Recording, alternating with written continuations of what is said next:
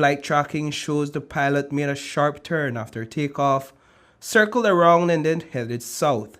South of Belize City, the plane turned east over the Caribbean Sea, circled Key Caulker and San Pedro Town, then turned over land near the Philip Golson International Airport.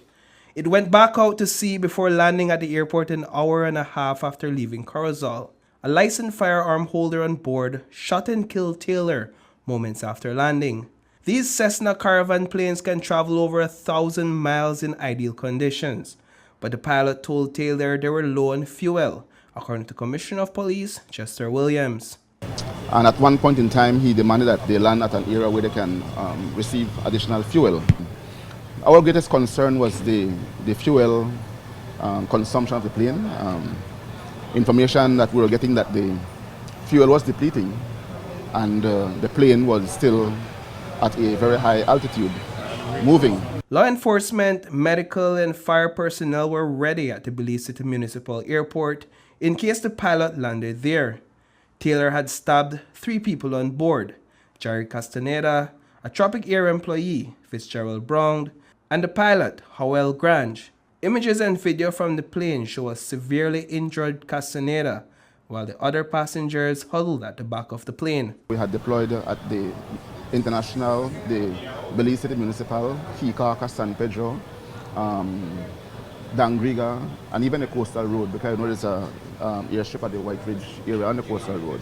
Again, we did this to ensure that had the plane land at any of these locations, that we would have been able to intercept the hijacker. When the plane made its second pass over the Caribbean Sea, it had only 20 minutes of fuel left.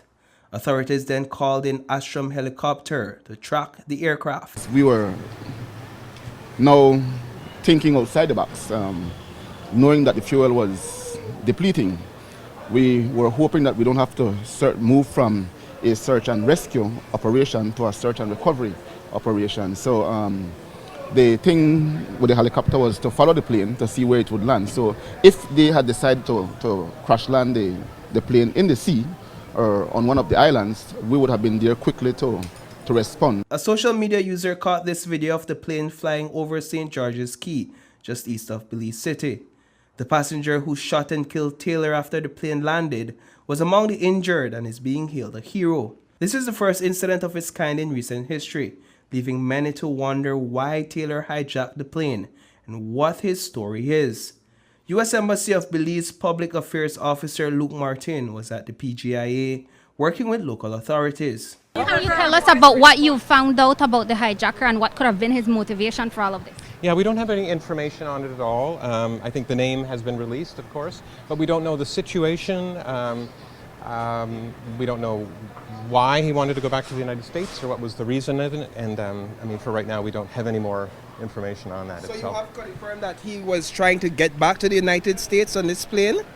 Well, that's some of the reports that we've heard, but we have nothing direct on that. This is something that the Belize authorities, we trust them to resolve and to look at as well. We share that commitment with them to make sure that Belize is safe, the airlines are safe, that tourists come in here are safe, borders are safe and secure. This is all part of that as well. It really highlights the importance of that, that big investment that everybody's making of time and money. Local authorities have uncovered more details about Akinyela Sawa Taylor. Over the weekend, Mexican authorities denied him entry at the northern border, but he managed to sneak into Belize through an unauthorized entry point. There was an issue, from what I'm told, at the free zone last night involving the same hijacker, so he seems to be a problematic person, and so that is what we know about him, in addition to the fact that he's a U.S. veteran. Reporting